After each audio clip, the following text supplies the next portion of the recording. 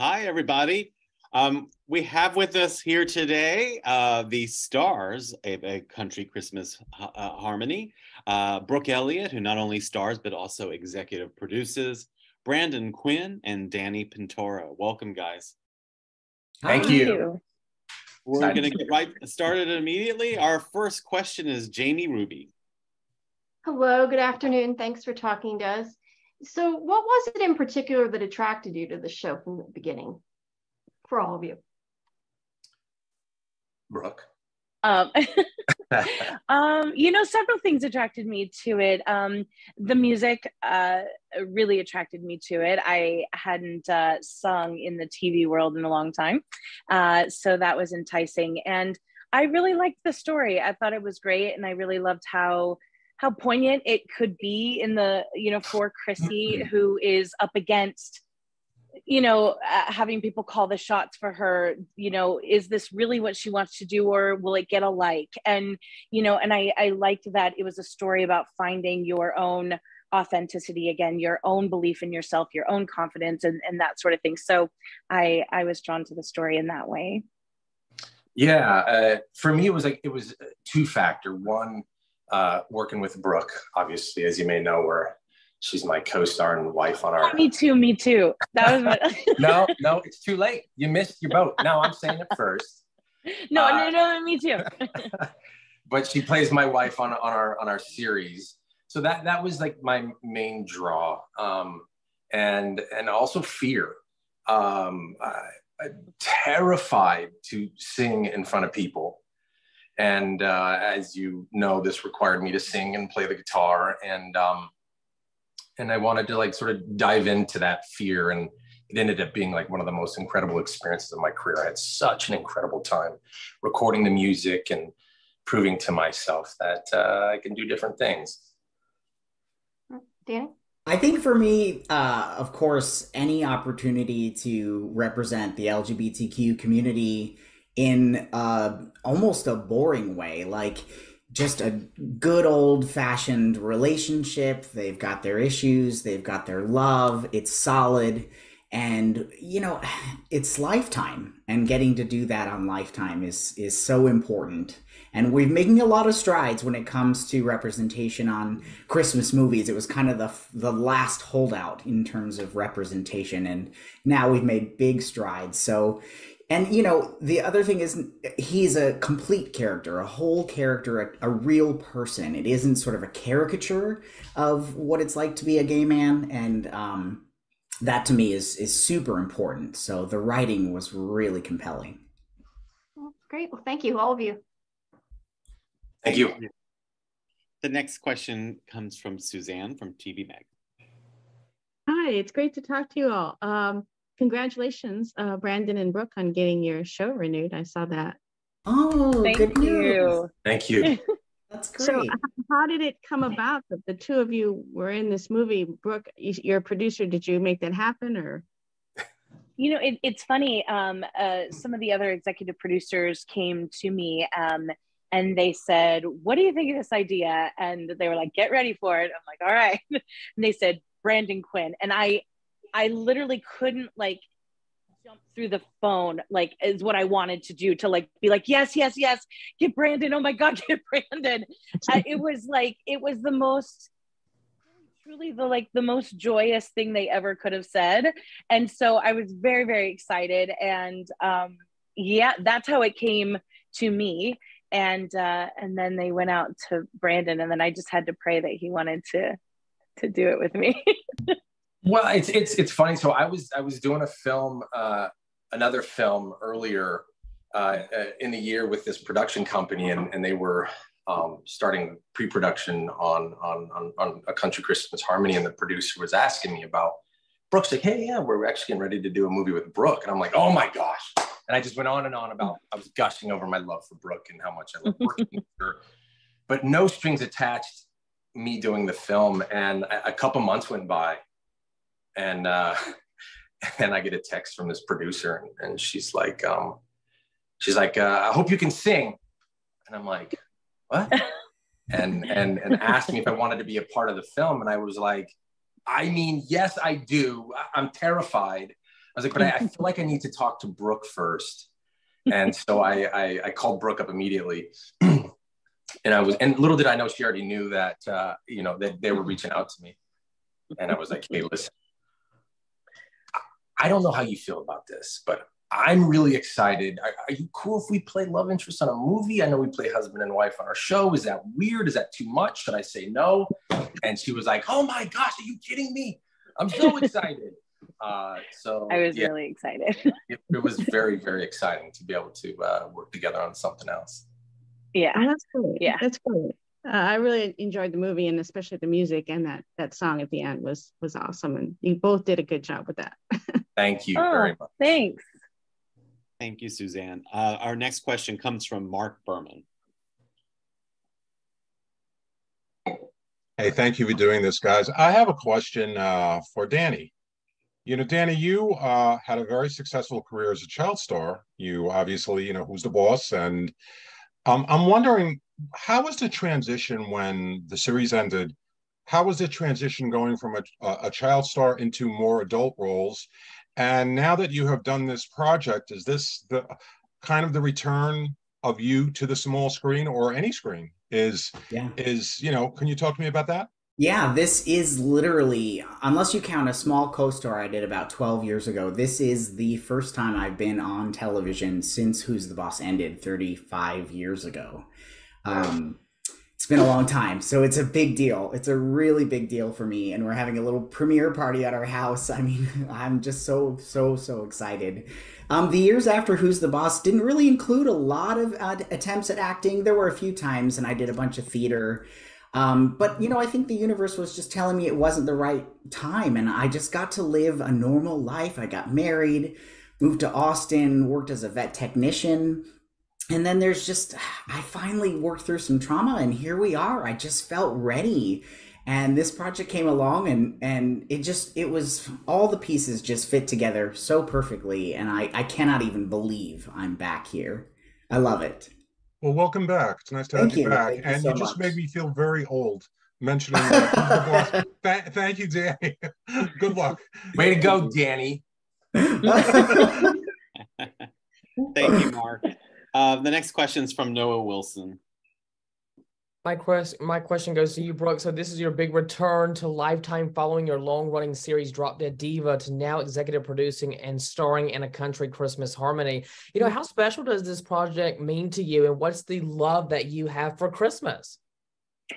Well, okay. The loaded question, I know. It's very loaded. I'm a huge Christmas fan. Brandon's laughing because he knows that I already have 2 of the 5 trees up that I put up around my house. I like my place right now, if I showed you, is Christmas through up in here, and I love it so much. And I start super early, like November 1st. I was like, gotta get Christmas up. So I love Christmas. And then, returning to Lifetime after the long running time with them, it was really great. Lifetime has been a huge supporter of mine. They're so lovely to me. It really was like coming home to, which is funny because our show is about going home, but like it really was about, it really felt like coming home to them. They're a huge supporter of mine, and they seem to support my involvement in the business and the other things I want to do. And I'm very lucky. I'm very lucky, and they were lovely to work with, and I loved being able to collaborate with them in this new way of being on the producing team. And that was really special for me. That was really special, and I had such a great experience with them. I really can't talk too highly about it because it was great. Thank you so much, Brooke. And by the way, we put up our Christmas tree last night as well. I was staying up You watching did? the movie till like 2 a.m. I was like, I have to get up for press day. So I love it, right? Thanks, guys. Have a good day. Thanks, Noah. Thank you. Next question comes from Mike Hughes. Yeah, Danny, I find that fascinating, a comeback after that long a time. So just give us some more details. When you talked about, I think you said your job was as a vet tech. Tell us a little bit more about that. And tell us, you said you had to work through something first, what that was. And then finally, when you're ready to come back, How do you do it? How do you let people know that you're coming back? And you came back to what's actually a pretty rich role. There's a lot of acting involved in this. So just tell us more about the whole thing.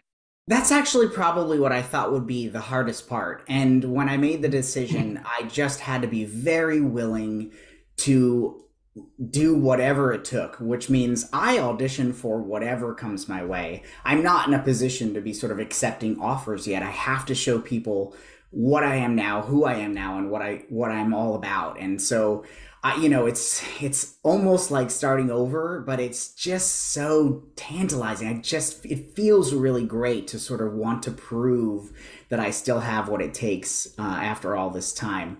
The trauma of being a child actor and sort of what that means, and then trying again after years to be an actor in the past was so hard, and being outed so early made being an actor even more hard. And now I feel like I'm just ready. I have this grounded, solid base as a human being. I know who I am and what I want. And I think I'll be able to get through it with flying colors. So I'm really looking forward to what's to come. Super. Thanks a lot. Thank you, Danny. Thank you, Mark. The next question goes to So Unique Magazine. I'm sorry. Thank you, Mike. So Hi, unique. guys. How are you? Well, how are you? Thank you. I'm good. Thanks. Sometimes we're forced to face our past. Chrissy literally had to face the music when she ran into her ex, Luke. Can you guys relate to having to face someone or something in your past that you thought you buried a long time ago? That's a good question. Jeez. Danny's shaking his head yes. You go ahead, Danny. Oh, it looked like you were shaking your head yes. I mean, just the idea of facing this again, after all this time. That's all I really meant, really. Yeah. It's true. Well, I don't know if I have like a specific memory in mind, but it's funny. I was thinking about our film and what it represents, sort of this story of like love and forgiveness, and also the value of, going through hard things, which we all do inevitably in our life at some point. and the decision we have to either allow that to sort of edify us and help us to grow and learn and become better and stronger and maybe more empathetic or whatever, or sometimes we let it destroy us, right? Mm-hmm. And I think there's just the part of the story that I loved the most is this idea of like, hey, we go through hard things, and what do we do with that? Is I think a big part of the story that we're telling. And yeah. Thank you. Thank you so much. The next question comes from Monica Gleiberman. Hey everyone, it's so nice to have all of you on here today. Thank you guys for doing this. I have questions for all three of you. For Brooke and Brandon, I love you guys and Sweet Magnolia. I wanted to know for both of you, obviously I know that you guys said it was great to kind of reconnect and do this film. As actors, is it difficult to shift your mindset because you're playing different characters that are kind of together and have chemistry in this film? So what is the process like for the both of you in terms of shifting? Like, yes, we're not on Sweet Magnolia, we're playing these characters. What do we do? How do you That's a good question. I'm curious of the answer. Yeah. Danny, I just wanted to ask you, like, what was it like being able to not only, I know everyone's talking about your comeback, but not only did you come back, but you have such a great character and it's such a well done, like fully arced character. So what was that like for you as an actor? You guys go first.